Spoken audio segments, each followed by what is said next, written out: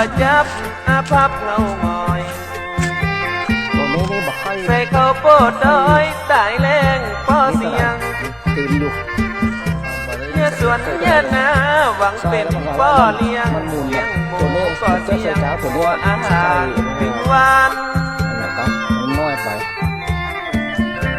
ชีวิตย่ำแย่โลกแปรเปลี่ยนผันแง่การจึงวันทนหมองมนเศร้าใครบ่เหมือนเฮาหน่อเจ้าพี่น้อง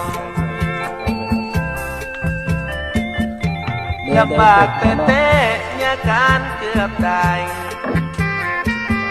แง่ถั่วดำถั่วลายขายก็บ่ได้สิ่งนี้สิ่งวันบ่มีเงินใจเมื่อเจ็บเป็นป่วยไข้ก็บ่มีสตางค์เกิดมาบ่จับบ่เคยสมหวังบ่มีสตางค์ให้บ่เร็วพอนาพี่น้องเอา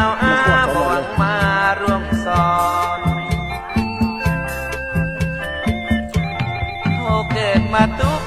บ่มีไผเลี้ยว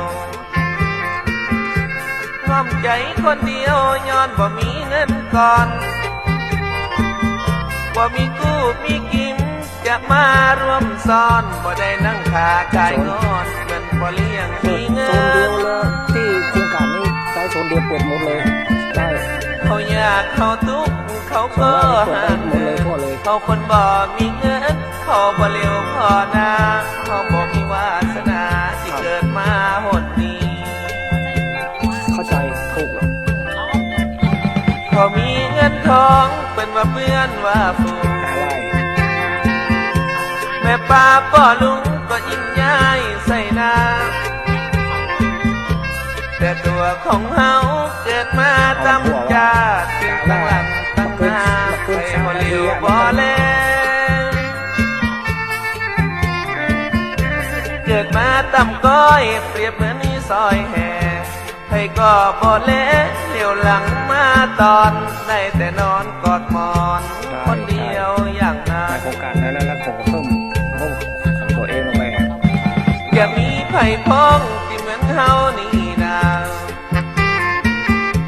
ชีวิตเกิดมาตกติดต่ำต้อยตั้งแต่มือตาบ่เคยหันแบงค์500นั่งอยู่ตูบน้อยนอนหนาวคนเดียวนั่งเลี้ยมไม่กึดจนพ่อปลายเที่ยวนั่งอยู่คนเดียวไฟมาเหลียวมาตองสาวบ้านหิมกองเขาบ่มองพี่น้อยเขาเกิดคนนี้มันบ่จับแต่นาเกิดเขาเกิดมาทุกยากเนี่ยไปเงินติดเงินสาวก็บ่มีใจนั่งมองหมดไปถึงมือ